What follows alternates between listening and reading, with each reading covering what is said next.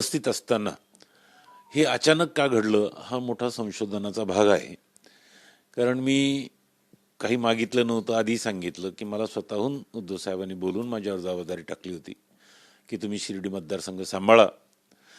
हेही बोलणं झालं होतं की मला अडचण आहे, ती अडचण दूर होईल अशी अपेक्षा आहे, कारण मी लढतो आहे हायकोर्टामध्ये. आणि नाही तसं काही झालं तर माझा मुलगा योगेश आहे. आणि इथपर्यंतचं बोलणं झालं होतं, सगळं व्यवस्थित चाललं होतं. मी तिथे कामाला लागलो. कामाला लागल्यानंतर मला 2 दिवसांनी पुन्हा संपर्क प्रमुख पदाची जबाबदारी दिली. मी तेही काम व्यवस्थित केलं. परंतु तिथे जे काही पदाधिकारी होते, 10-10, 15-15 वर्ष पदावर बसलेले होते, काम करत नव्हते, संघटनेचं काम बंद पडलं होतं.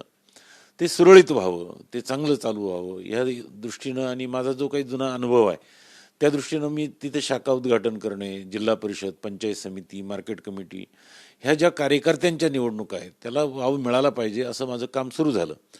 आणि कधीच नाही, म्हणजे नगर जिल्ह्यामध्ये शिवसेनेने कधीही मार्केट कमिटी लढवली नाही. आता आमच्या प्रत्येक मार्केट कमिटीमध्ये 1-1, 2-2 सदस्य निवडून आलेले आहे. त्या पंचायत समिती, जिल्हा परिषदा, महापालिका, नगरपालिका इथे मी कार्यकर्त्यांना निवडून आणण्याचा प्रयत्न करणार होतो. लोकसभा एवढंच माझं ध्येय नव्हतं. शिवसेना वाढली पाहिजे, शिवसेनेच्या पदाधिकाऱ्यांना लोकप्रतिनिधी होता आलं पाहिजे, त्यांना संधी मिळाली पाहिजे. तिथं कसं आहे, नगर जिल्ह्याचा इतिहास असा आहे की सगळे संस्थानिक बसलेले आहे, सगळं त्यांच्या ताब्यात त्यांना पाहिजे. आणि मग मी तिथे आल्यानंतर मी जी काही हालचाल सुरू केली तर त्या हालचालीमुळे बऱ्यापैकी त्यांना थोडासा धक्का बसला आणि त्या धक्क्यातूनच हे सगळं प्रकरण उद्भवलं. आमचेही पदाधिकारी हे विकल्या गेल्यासारखे होते तिथे, त्यांना मी दूर केल्यामुळे मग त्यांनी पुन्हा साधारणतः 1 वर्षभर व्यवस्थित सगळं चाललं. आणि अचानक मिलिंद नार्वेकरांनी पुढाकार घेतला आणि वाकचौरेचा प्रवेश दिला. त्याच्यानंतर जुन्या पदाधिकाऱ्यांना तिथं बोलून घेतलं, उद्धव साहेबांचा दौरा लावला, मला डावलण्यात आलं आणि त्या दौऱ्यामध्ये सुद्धा त्या वाकचौरीला पुढं पुढं करणे, हे काही मला ते चित्र बरोबर दिसलं नाही. पण याच्यामध्ये मिलिंद नार्वेकर यांचं आपण नाव घेतलं, या संपूर्ण प्रकरणाला मिलिंद नार्वेकर प्रत्यक्ष जबाबदार आहे असा आपला आरोप आहे का? हो, कारण त्या दिवशी ज्या दिवशी त्याचा प्रवेश झाला किंवा ज्याला बोलवलं होतं त्या दिवशी मातोश्रीवर कोणीही नव्हतं. म्हणजे मी अनिल देसाईंना फोन केला, ते संभाजीनगरला होते. मी विनायक राऊतांना फोन केला, ते कोकणात होते. संजय राऊतही नव्हते, हा तोच होता एकटा. आणि त्याच्या माध्यमातूनच हे सगळं झालं, ते स्पष्ट झालेलं आहे. कारण तसं त्यांनी मान्यही केलं, तो काही विषय नाही. पण मग संजय राऊत यांच्याशी आपली चर्चा झाली, उद्धव ठाकरेंशी आपण भेटायला गेले होतात, त्याच्यात आपलं मनधरणी झालेली नाही का? नाही, संजय राऊतांनी, उद्धव साहेबांनी संजय राऊतला सांगितलं की बघून घोलपांचं काय म्हणणं ऐकून घ्या आणि मला सांगा. त्याप्रमाणे मी गेलो, त्यांना ही सगळी हिस्ट्री मी सांगितली की असं होण्याचं काय कारण आहे. त्यांनाही ते पटलं. ते म्हणाले की मी तुमची वकिली करतो असं म्हणून त्यांनी मला सांगितलं.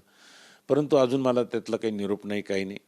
परंतु माझा स्वभाव असा आहे की मी कधी शक्यतो चुकत नाही. आणि जर माझ्यावर तुम्ही बालन टाकणार असेल तर मी काय म्हणजे मी काय दोषी आहे, माझा दोष काय मला कमी करण्याचं किंवा माझी जबाबदारी काढण्याचं, ते मला कळलं पाहिजे ना. पण आपण प्रकाश आंबेडकरांची भेट घेतली, दुसरीकडे आपले पुत्र योगेश घोलप यांनी काल शरद पवार साहेबांची भेट घेतली. नेमकं राजकारण काय येणाऱ्या काळात बघायला मिळू शकतं? नाही, प्रकाश आंबेडकरांच्या भेटीबाबत माझं गेले अनेक दिवसापासून, महिन्यापासून चाललं होतं की त्यांची भेट घेतली पाहिजे. कारण त्यांनी जेव्हा उद्धव साहेबांशी युती करण्याचं मान्य केलं आणि कुठली शर्त न ठेवता त्यांनी मान्य केलं, त्यामुळे मला त्यांच्याबद्दलचा एक आपुलकीचा भाव निर्माण झाला होता. आणि प्रबोधनकार ठाकरे आणि आंबेडकरांचे विचार हे फार मिळते जुळते होते एकेकाळी. आणि त्या भावनेतून मी त्यांना भेटायला गेलो. कुठल्याही प्रकारचं त्याच्यामध्ये राजकारण नव्हतं. आणि त्यांच्याशी बोलतानाही आमचं घरगुती बोलणं झालं. राजकारणाचं, मी कधी राजकारणात आलो, काय मी किती वेळा निवडून आलो वगैरे अशी चर्चा झाली. बाकी कुठल्याही प्रकारचं राजकारणाबद्दल काही विषय झाला नाही. योगेश घोलप यांनी काल शरद पवारांची, योगेशला मी विचारलं काय रे बाबा, तर ते म्हणले माझे मित्र होते की आम्ही चाललो होतो मुंबईला, त्यांची पण शरद पवारांची भेट होती. तर म्हणलं मी पण भेटतो, आपली युती आहे, आज ना उद्या आपण त्यांच्याबरोबर, ते माझ्या प्रचाराला येतील किंवा आम्हाला फिरावं लागेल, ह्या भावनेतून गेला. कुठल्याही प्रकारचं राजकारण त्याच्यामध्ये पण नाही आहे.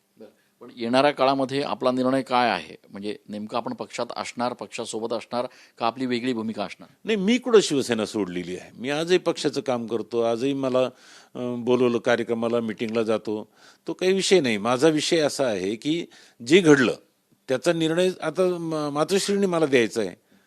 म्हणजे मला एक तर काढून टाकावं, नाही तर स्वीकारायचं असेल तर मग माझं काय दोष वगैरे ते मला कळलं पाहिजे. माझं काहीच म्हणणं, मला कुठल्याही प्रकारची अपेक्षा नाही की ह्या पक्षात जावं की त्या पक्षात जायचं, आणि जायचं असतं तर केव्हाच गेलो असतो.